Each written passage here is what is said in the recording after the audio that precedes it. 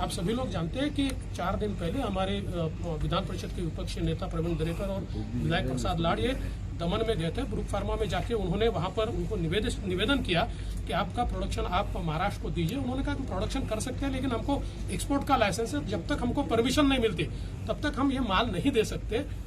तो मैंने स्वयं फिर केंद्र सरकार में आदरणीय मनसुख भाई मांडविया जी से बात की। मनसुख भाई मांडविया जी ने उनका टाइप रेड्डी से कर दिया ताकि उनके लाइसेंस पर ये प्रोडक्शन कर पाए। उसके बाद उनके पास जो कुछ प्रोडक्शन था, हमने उनको कहा कि आप तुरंत महाराष्ट्र के लिए हमको उसको दीजिए। उन्होंने कहा उसकी सारी परमिशन लेनी पड़ती है। हमने यहाँ की एफडीए की परमिशन उसमें ली, हमारे पास वो परमिशन की कॉपी है। वहाँ की एफडीए से हमने बात की, उनको हमने कहा कि भाई स्वयं हमको मंत्री जी ने उसकी परमिशन दी है, कल उनकी परमिशन हमको उन्होंने कहा कि हम दे रहे हैं। और ये सारा जो कुछ माल अभी ज्यादा नहीं था, जो कुछ माल मिल सकता था वो महाराष्ट्र में लाने वाले थे।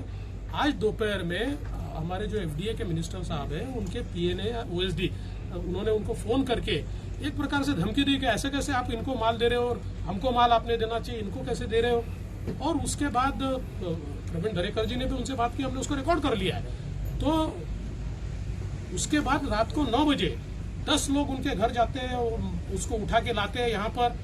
और जब हमने यहाँ पर आकर पूछा तो अब डीसीपी हमको ये कह रहे हैं कि भाई हमने तो केवल हमको कुछ इंटेलिजेंस मिला था कि कुछ एक्सपोर्टर्स के पास 60,000 वायल्स है और इसलिए हमने उसकी जानकारी लेने के लिए। मैंने बोला स्पेसिफिक आपके पास इनके पास कितना ऐसा कुछ आया है या इनके एक्सपोर्टर के पास है कोई आपके पास? बोले नहीं। फिर उन्होंने कहा कि हमने उनको लेटर भी दिखाया कि एफडीए ने इनको परमिशन दिया, तो उन्होंने कहा ये लेटर हमको कम्युनिकेट ही नहीं हुआ था।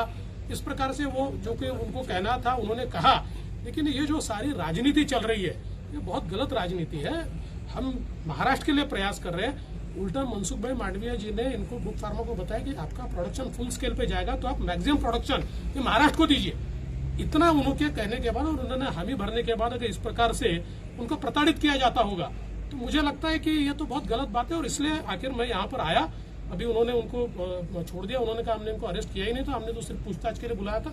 ठीक है, जो भी होगा, लेकिन ये परिस्थिति जिस प्रकार से हुई है गलत है। सर, उसे केंद्र सरकार रोक रही है, प्रोवाइड नहीं करा रही है, नवाब मलिक कर रहे हैं। देखिए, नवाब मलिक और कुछ मंत्री, इनको लोगों से कोई लेन देन नहीं है। लोग जीते हैं या मरते हैं, इनको केवल कोरी राजनीति करनी है, इनको नरेटिव सेट करना है। इनको लोगों से कोई लेन देन नहीं है, नरेटिव से लेन देन है।